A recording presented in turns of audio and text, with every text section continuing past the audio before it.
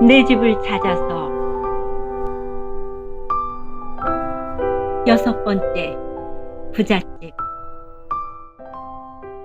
위험함을 알리려 소리를 질러도 정신없이 깊은 잠에 빠져있는 이들을 뒤로하고 잠자는 빌딩 밖으로 급히 빠져나온 나는 그 아기 엄마가 연이어 말했던 부잣집이 생각났다. 도대체 그 부잣집은 또 어디에 있는 것일까?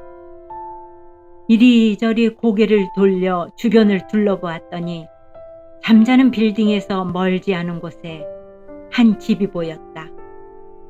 이웃집이라고 볼 수 있을 만큼 아주 가까운 곳이었다. 나는 발걸음을 옮겨 그 집으로 향했다. 과연 그 집은 아기 엄마가 말한 것처럼 부잣집이었다. 그 집 앞에 섰을 때 우선 내 눈에 들어오는 것은 자동차 2대가 들어갈 만큼 커다란 대문이었는데 노르스름한 색깔로 된 쌍대문이었다. 그 대문 앞에서 나는 안으로 들어가지 못하고 어디든 앉아서 쉬어야겠다는 생각에 주위를 살펴보았다. 왼쪽을 보니 부잣집에 화단이 있었는데 화단가에 큼직한 돌들이 나란히 놓여져 있었다. 저두리에 앉아 좀 쉬어가야겠구나 하고 앉으려고 돌 하나에 손을 갖다 대었다. 그런데 이게 웬일인가? 그 돌이 뜨끈뜨끈한 것이 아닌가? 나는 순간적으로 아니, 돌이 왜 이렇게 뜨겁지? 하며 그 뜨끈한 열기에 놀라 손을 떼었다. 그리곤 혹시 하며 옆에 있는 돌을 만져보니 그 돌도 역시 뜨끈뜨끈하였다.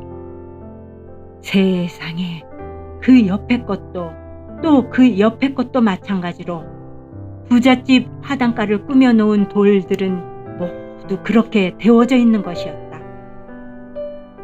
꿈속에서도 아니, 저 집안에서는 기름을 얼마나 떼기에 이 밖에 있는 화단의 돌들까지 이렇게 뜨겁지? 라는 생각이 언뜻 들어 기가 막혔다. 너무 놀란 나는 돌 위에 앉지도 못하고 서 있는데 그때 대문이 삐걱 열렸다. 누가 나오나? 하고 쳐다보았더니 한복을 입은 한 영감이 큰 대문에서 나오고 있었다. 바로 부잣집 주인 영감이었는데 갈지자로 걸어 나오는 그 자태가 아주 거만해 보였다. 배를 좀 내밀고 의시되며 걷는 그 모습 속에 오만과 자신감이 가득해 보였다. 그 모습으로 나를 향해 걸어오길래 자세히 보니 손에 긴 곰방대를 가지고 있었다. 바싹 내 앞에까지 왔을 때 부잣집 영감의 얼굴을 쳐다보니 약간 찡그리는 듯한 얼굴에 입은 꽉 다물고 있었으며 아주 굳은 표정에 친절한 구속이라곤 보이지 않았다. 퉁명스러운 얼굴에 말 붙이기도 어려운 모습이 마치 놀부를 닮은 것 같았다. 그래도 난 인사차 영감님 어디 가세요? 하고 말을 건넸다. 그랬더니 그 부잣집 영감은 내 말에는 대답도 하지 않고 댁은 어디 가시오? 하고 내게 되물었다.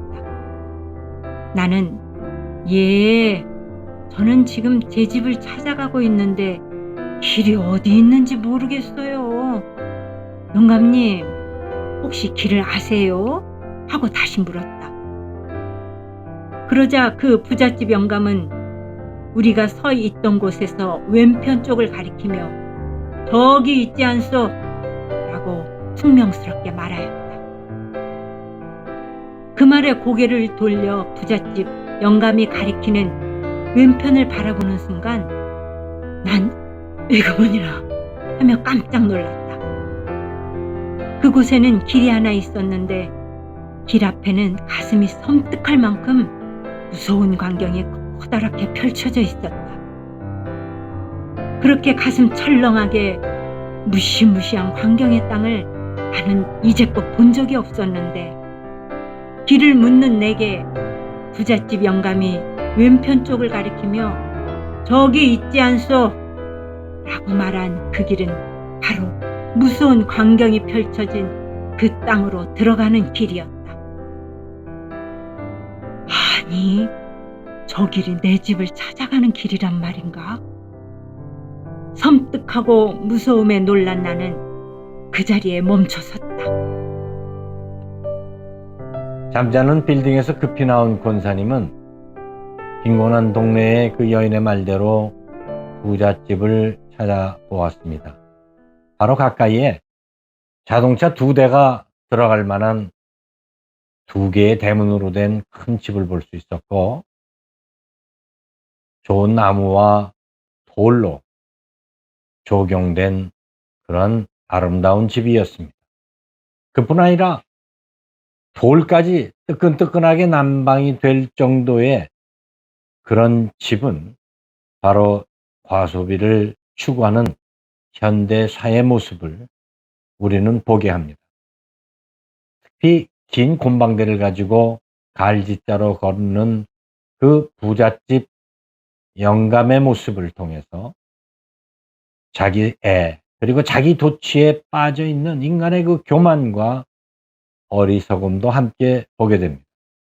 권사님의 꿈은 복사의 무덤 주위에서 땀을 흘리며 몸부림치는 사람들, 그리고 빈곤한 동네에서 그 썩은 물을 먹고 살아가는 그 여인의 모습과 이 잠자는 빌딩과 부잣집과 대조를 이루는 것을 보고 있습니다.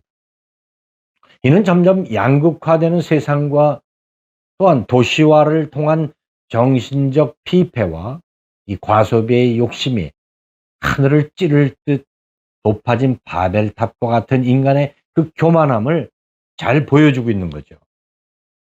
종교적 열심도 있었고 신분도 높았던 한 부자 청년과의 대화를 통해 예수님은 진정한 부의 가치가 무엇인지 이렇게 말씀하셨습니다.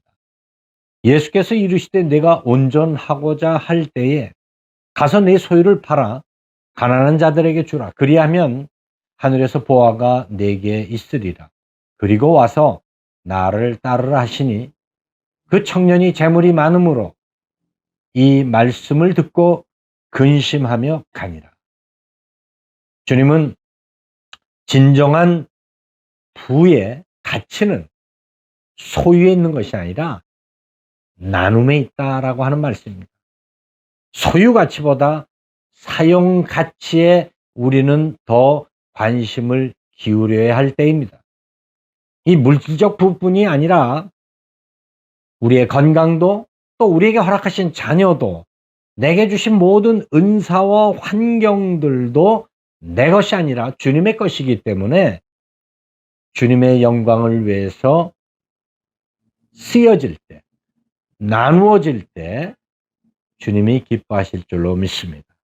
요한 웨슬레 목사님은 할 수 있는 대로 돈을 많이 벌어라, 그리고 저축해라, 그리고 많이 구제하라, 이렇게 말씀하셨습니다.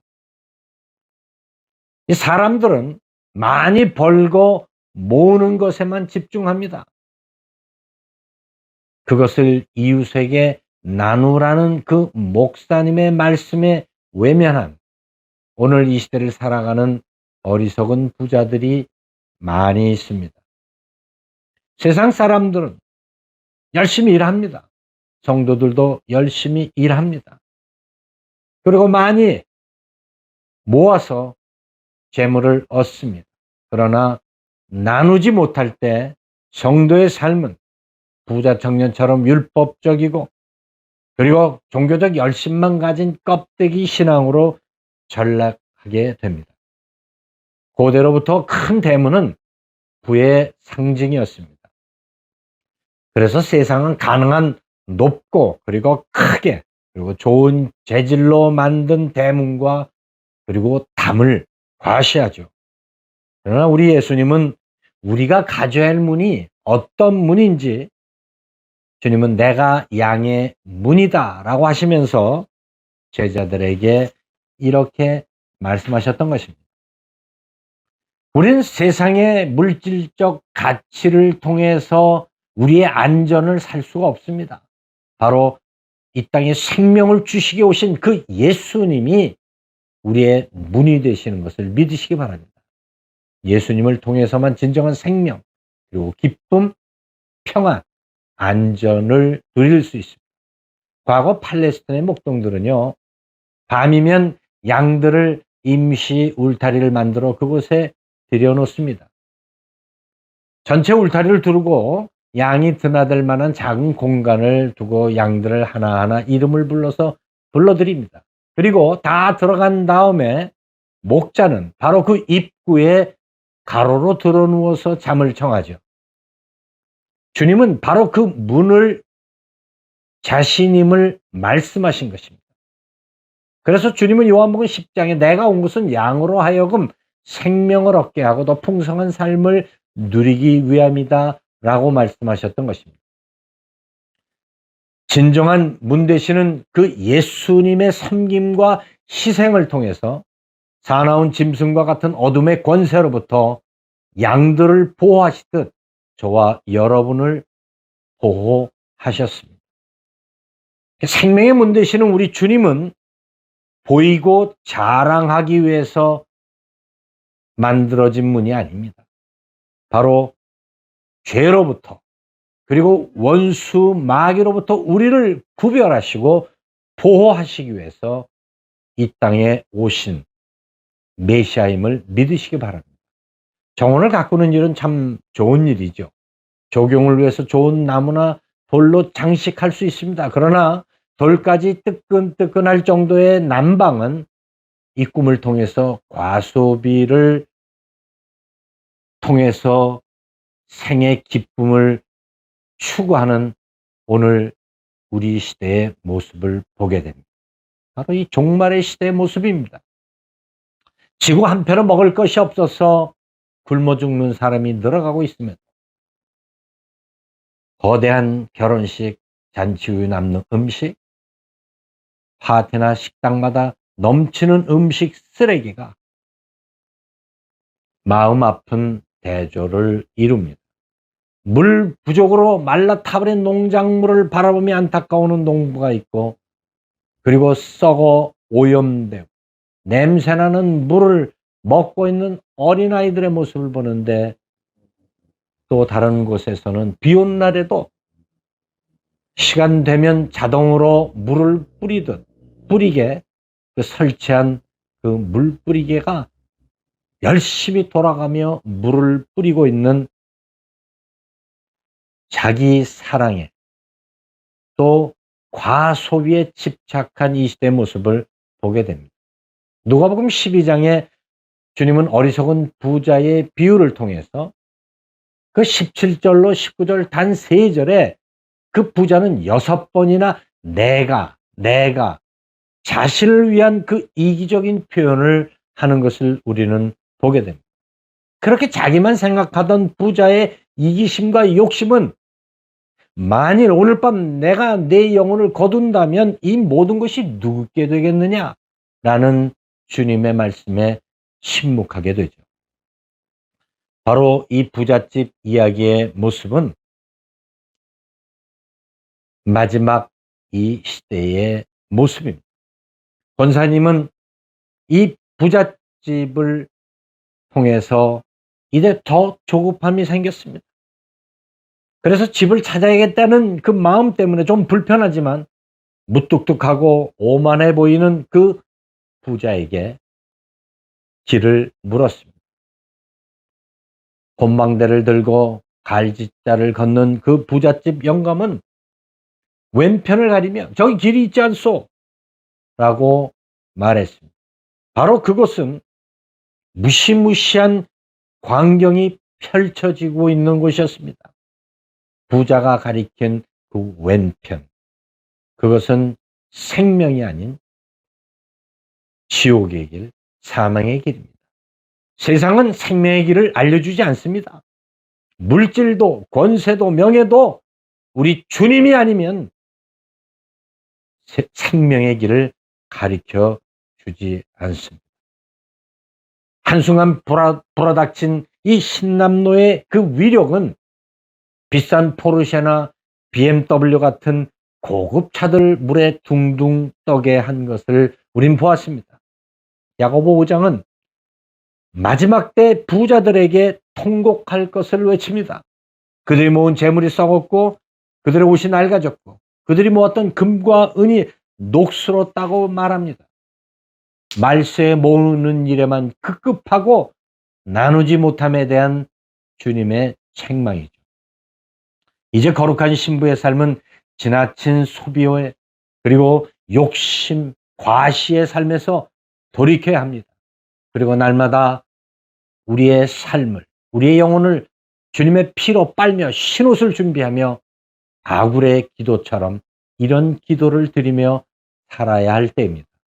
곧 헛된 것과 거짓말을 내게서 멀리 하옵시며 나를 가난하게도 마옵시고 부하게도 마옵시고 오직 필요한 양식으로 나를 먹이옵소서.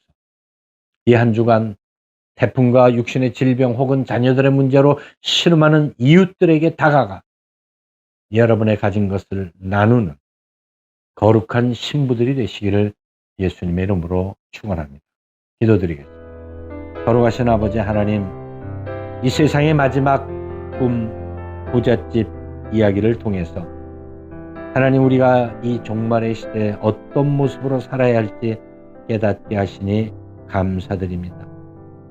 세상의 높은 담벼락과 문을 자랑하고 과시하는 삶에서 돌이켜 생명의 문 되시는, 생명의 목자 되시는 주님만 바라보며 묵묵히 일용할 양식을 구하는 성도들 되게 하여 주옵소서. 예수님의 이름으로 기도하옵나이다.